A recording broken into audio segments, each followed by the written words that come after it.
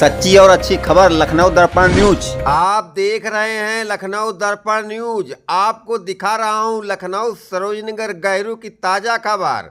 गहरू से पिपरसन रोड पर बारातीलाल लोधी जी की मूर्ति लगी है। मूर्ति पर पूरा परिवार सम्मान कर रहा है, फूल माला चढ़ा रहा है।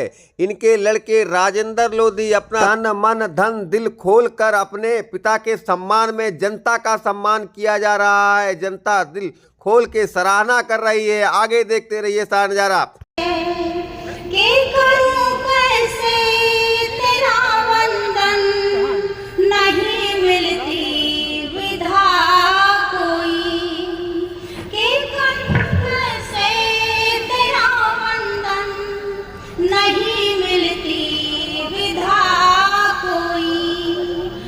तेरी ममता की धारा छंद बंधन तोड़ देती है।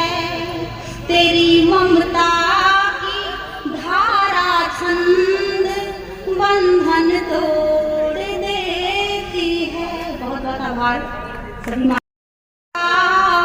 पालनहार होता है पिता ही तो यहाँ सबका पालनहार होता है। पिता का तो यहाँ सबसे कठिन किरदार होता है। पिता का तो यहाँ सबसे कठिन किरदार होता है। पिता की प्रेरणा है दृढ़ साहस और संयम का। पिता ही प्रेरणा है दृढ़ साहस और संयम का। पिता ही संस्कारों का, पिता ही संस्कारों का पहरेदार होता है। पिता ही संस्कारों का पहरेदार होता है। पिता ही संस्कारों का पहरेदार होता है। शारदे माँ भंवर में नैया है पार दे माँ, भंवर में नैया है पार दे माँ। शुभ्र वसन माँ के तन शोभित कर विड़ा करता मन मोहित। शुभ्र वसन माँ के तन शोभित कर विड़ा करता मन मोहित। हे जग जननी हे माता रानी, हे जग जननी हे माता रानी। सभी के मन शुभ विचार दे माँ। हे जग जननी हे माता रानी। सभी के मन शुभ विचार दे माँ।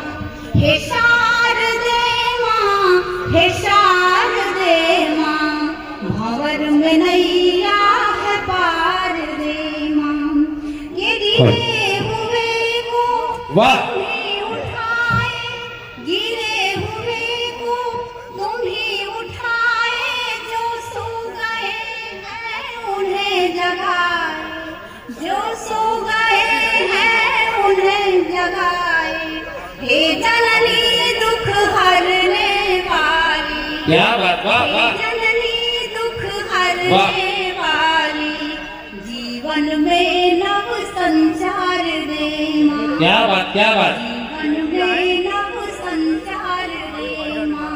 हे शारदे माँ, हे शारदे माँ बहुत सुंदर, बहुत सुंदर। भंवर में नैया है पार दे माँ, भंवर में नैया है पार दे माँ। मूक बोले पंगु भी गिरी पर चढ़ डोले, पंगु भी गिरी पर चढ़ डोले। भरा है अब गुण जो मन में सारा, भरा है अब गुण जो मन में सारा। सभी के मन से तुम्हार दे माँ। वाह वाह। और मेरे दोस्तों मैं बात आपसे हमारे जिंदाबाद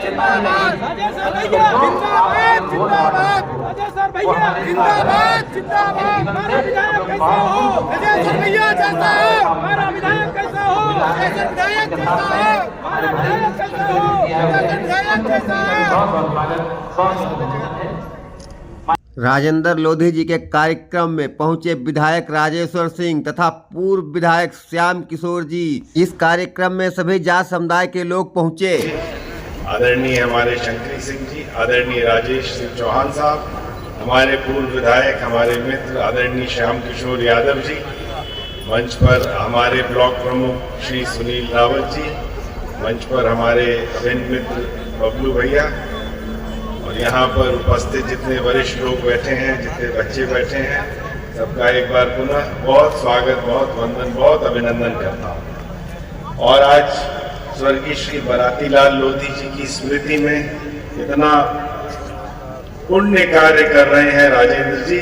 जितनी इनकी तारीफ की जाए, जितना इनको धन्यवाद दिया जाए, जितना इनको बधाई दी जाए, वो कम है।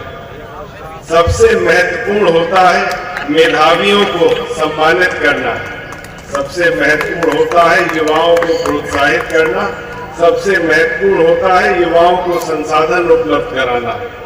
हमारा देश एक युवा देश है। हमारी 65% की आबादी 35 वर्ष से कम वालों की है, और यही हमारी शक्ति है। हिंदुस्तान की शक्ति हिंदुस्तान का युवा है।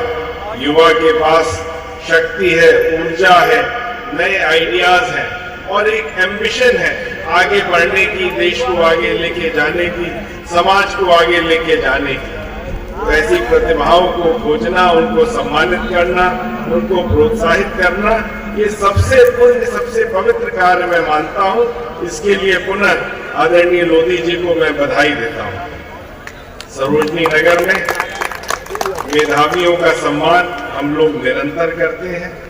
पिछले लगभग 2 वर्षों से हमारा कार्यक्रम आपका विधायक आपके द्वार चल रहा है, जिसमें हर गांव के 4 मेधावी बच्चों को साइकिल देके, जिनके सबसे ज्यादा नंबर आए हैं, उनको साइकिल देके या टैबलेट देके उनकी आवश्यकता अनुसार उनको हम सम्मानित करते हैं। और आज मुझे बताते हुए हर्ष हो रहा है, अब तक हम लगभग 1000 मेधावी बच्चों को पिछले 2 वर्ष में सम्मानित कर चुके हैं। मेरा मानना है ये मेधावी बच्चे दूसरों के लिए एक उदाहरण प्रस्तुत करेंगे, बाकी बच्चे भी इनको देख के आगे बढ़ेंगे और ये बच्चे तो समाज को और देश को आगे लेके जाएंगे। वर्तमान के युवा के साथ नए चैलेंजेस हैं, नौकरियों का स्वरूप बदल रहा है, इसलिए बहुत महत्वपूर्ण है कि युवा अपना कौशल विकास करें, युवा अपना डिजिटल सशक्तिकरण करें। डिजिटल लिटरेसी सबसे ज्यादा महत्वपूर्ण होती जा रही है। तो युवा यहाँ बच्चे बहुत बैठे हैं, बच्चों से मेरा अनुरोध है कि बदलते युग में सबसे इम्पोर्टेंट डिजिटल नॉलेज है आपकी। तो आपको कंप्यूटर से रिलेटेड जितनी भी शिक्षा है, चाहे वो वर्क ओरिएंटेड हो, चाहे प्रोग्रामिंग से रिलेटेड हो, चाहे डे टू डे एक्टिविटीज से रिलेटेड हो, चाहे Microsoft Word, Excel, Tally, C plus, जितना भी ज्यादा से ज्यादा आप ये डिजिटल लिटरेसी गेन करेंगे, आने वाले समय में आपको उतनी नौकरियों के और उतना आगे बढ़ने के अवसर मिलेंगे। सन 2030 में, आज हम 2024 के अंत में बात कर रहे हैं, आज से 6 वर्षों बाद 80% वो नौकरियां होंगी जो आज की तारीख में एग्जिस्ट नहीं करती हैं, पूर्णतः नई नौकरियां होंगी। तो आपको अपने आप को तैयार करना है कि उन नौकरियों के लिए आप योग्य बने। आने वाले 5 वर्षों से लेकर 10 वर्षों के भीतर आपको compete करना रहेगा उन इंटेलिजेंट मशीन्स के साथ, जिनकी इंटेलिजेंस और कार्य करने की क्षमता ह्यूमन इंटेलिजेंस से बेहतर होगी। आपको उन इंटेलिजेंट रोबोट्स को कंट्रोल करना है, इसलिए डिजिटल लिटरेसी बहुत इंपॉर्टेंट है। जितने ये मैनुअल और डेली एक्टिविटीज के कार्य हैं, ये आदमी की जगह ये रोबोट्स कर रहे होंगे। तो इसलिए आपको इनोवेटिव होना है, आपको नई स्किल अपने अंदर ज्यादा से ज्यादा सीखने की क्षमता को बढ़ाना है और आपको आगे बढ़ना है। ये शुरुआत में तो लगता है कि कंप्यूटर्स की क्या आवश्यकता है, लेकिन आपने वर्तमान में ही देखा कि आज ऑफिसेज में कहीं कागज नहीं है, से सब पेपरलेस हो चुके हैं। स्टोरेज के लिए अलमारियों की जरूरत नहीं रहती, अब iCloud पे स्टोरेज हो रहा है। मीटिंग के लिए फिजिकली बैठने की जरूरत नहीं रहती, जूम पे सारी मीटिंग्स हो रही हैं। खरीदारी करने के लिए ई-कॉमर्स का प्लेटफॉर्म आ चुका है, बाजार जाने की जरूरत नहीं है। बैंकिंग ट्रांजैक्शन करने के लिए आपका मोबाइल फोन पर्याप्त है। तो आप समझ सकते हैं कि डिजिटल लिटरेसी कितनी महत्वपूर्ण है और कितनी तेजी से बढ़ रही है। आज हिंदुस्तान में पिछले 7 वर्षों में 25 करोड़ इंटरनेट कनेक्शन जो 2014 में होते थे, आज 83 करोड़ हो चुके हैं और विश्व में हम दूसरे स्थान पे इंटरनेट कनेक्शन के मामले में हैं। सबसे ज्यादा मोबाइल फोन हमारे यहाँ है, सबसे ज्यादा डाटा कंजम्पशन हिंदुस्तान में हो रहा है और लगातार ये बढ़ता जा रहा है। बच्चों के स्कूल में मैं जब भी जाता हूँ उन्हें प्रेरित प्रोत्साहित जरूर करता हूँ, आगे के लिए जरूर आगाह करता हूँ कि आने वाला समय आपके लिए टफ है। आने वाले समय के लिए आपको अपनी स्किल्स का इंप्रूवमेंट करना है। आने वाले समय के लिए आपके समक्ष नए चैलेंजेस रहेंगे। पुरानी जनरेशन के पास जो चैलेंजेस थे कि खाद्यान्न नहीं था, खाना नहीं था। जब देश आजाद हुआ था तो हमारे देश को भोजन की समस्या रहती थी और खाना आयात करना पड़ता था, फूड ग्रेन्स हमें इंपोर्ट करने पड़ते थे। लेकिन पुरानी जनरेशन आपके हमारे माता पिता दादा दादी का क्या कंट्रीब्यूशन है? उन्होंने हिंदुस्तान में इतना काम किया कि आज हम फूड सरप्लस होते होते 110 देशों को फूड ग्रेन सप्लाई कर रहे हैं, एक्सपोर्ट कर रहे हैं। हिंदुस्तान को कहां से कहां पहुंचा दिया। जब देश आजाद हुआ था मात्र 18% शिक्षा का दर था, लिटरेसी रेट थी, और बेटियों की शिक्षा तो मात्र 9% थी। आज शिक्षा का दर पिछले 75 वर्षों में बढ़ के 75% से ज्यादा हो चुका है और आपके सामने लक्ष्य रहेगा कि हिंदुस्तान को 2035 तक 100% लिटरेट कंट्री बना के एक रिकॉर्ड स्थापित आपको विश्व में करना है। ये आपके सामने लक्ष्य रहेगा। मिलिट्री स्कूल के बच्चे आए हुए हैं। पहले हमारी मिलिट्री जब देश आजाद हुआ था क्या स्थिति थी और आज क्या स्थिति है, कितना बदलाव आया है। आज ग्लोबल फायर पावर में हम विश्व में 4थे स्थान पे हैं। आज हमारे पास क्षमता है कि हम इंटरकॉन्टिनेंटल बैलिस्टिक मिसाइल्स बना रहे हैं। वर्ल्ड की fastest cruise missile BrahMos Sarojini Nagar में आपके बन रही है। हमारे पास एंटी सैटेलाइट वेपन्स हैं जो कि विश्व में मात्र 5 देशों के पास हैं। आज हमारी मिलिट्री का हम 20,000 करोड़ से ज्यादा के मिलिट्री इक्विपमेंट्स और बंदूकें हम एक्सपोर्ट कर रहे हैं।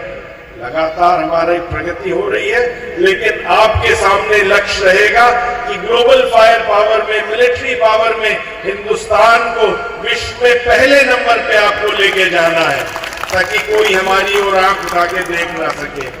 जितना देश सुरक्षित मौजूद करेगा, जितना देश की बाउंड्री सुरक्षित रहेंगी, जितना सुरक्षा का वातावरण रहेगा, उतनी हमारी ग्रोथ रेट आगे बढ़ेगी। आज हम पूरा विश्व 3.5% की गति से बढ़ रहा है और आपको जान के हर्ष होगा कि जो वरिष्ठ जन यहाँ बैठे हुए हैं, जो आपके हमारे माता पिता हैं, दादा दादी हैं, उनका इतना मेजर कंट्रीब्यूशन रहा है कि पूरा विश्व आज 3.5% ग्रोथ रेट से बढ़ रहा है और हम 7% ग्रोथ रेट से बढ़ रहे हैं। दुगनी गति से आपका देश हिंदुस्तान बढ़ रहा है। इसकी गति को आपको और आगे बढ़ाना है और एक अपने हम लोगों के सपनों के हिंदुस्तान का निर्माण करना है, जहां पे असमानता ना हो, जहां पे गरीबी ना हो और जहां पे सबके पास समान अवसर हो। इसलिए बच्चों के बीच जाना मेरा हमेशा बनता है और सक्सेसफुल होना बहुत आसान है, बहुत आसान है। आपको मेहनत करनी है, अपने सपनों को साकार करने के लिए लगातार प्रयास करना है। माता पिता का आशीर्वाद, टीचरों का आशीर्वाद रहना चाहिए। लगातार प्रयास कीजिए, आपको सक्सेस जरूर मिलेगी। खाली इतना मंत्र है सक्सेस का, जो प्रयास नहीं करता वो आगे नहीं चलता। प्रयास करना है। एडिसन ने कहा था जिसने बल्ब बनाया 1000 बार वो फेल हुआ या 1001 बार में जब सक्सेसफुल हुआ तो उसने कहा 1000 बार मैंने सीखा कैसे बल्ब बनाया जाता है, और एक डिस्कवरी ने पूरे विश्व को बदल दिया। आप लोगों में क्षमता है, जितने बच्चे बैठे हैं आप लोगों में योग्यता है, आप लोगों के पास सपने हैं, आप लोगों के पास ऊर्जा है। इस देश को, समाज को आने वाले समय में आपको आगे लेके जाना है। ये देश आपके कंधों पे रहेगा अगले 30-40 वर्षों तक। तो आपको देश को और मजबूत करना है, इसकी अखंडता की रक्षा करनी है, इसकी लोकतंत्र की रक्षा करनी है, और विज्ञान के क्षेत्र में, राजनीतिक क्षेत्र में, सामाजिक क्षेत्र में हिंदुस्तान को एक विकसित देश, एक महाशक्ति के रूप में विश्व में स्थापित करना है। एक बार जितने हमारे मेधावी बच्चे आए हैं उनका पुनः बहुत बहुत उनको शुभकामनाएं देता हूं, उज्जवल भविष्य की शुभकामनाएं देता हूं। आप परिवार का, समाज का, लखनऊ का, सरोजनी नगर का नाम विश्व में ऊंचा करें, यही हम सब जितने लोग बैठे हैं सबकी प्रार्थना है। जय हिंद, जय भारत। लखनऊ दर्पण न्यूज पत्रिका का वितरण किया गया। आगे सुनते रहे विधायक जी के बयान। नहीं, ये बहुत अच्छा आयोजन किया आदरणीय राजेंद्र लोधी जी ने अपने पिताजी की स्मृति में, और मेधावी बच्चों को सम्मानित करना सबसे महत्वपूर्ण काम है। हिंदुस्तान एक युवा देश है, हमारी 65% आबादी 35 वर्ष से कम लोगों की है। इन युवाओं के कंधे पे देश का भविष्य है। इनको जितना हम प्रोत्साहित करेंगे, जितना इनको हम सपने दिखवाएंगे, उन सपनों को साकार करने में मदद करेंगे, देश उतना आगे बढ़ेगा। तो इन्होंने बहुत अच्छा कार्यक्रम आयोजन किया, इसके लिए बहुत बहुत शुभकामनाएं।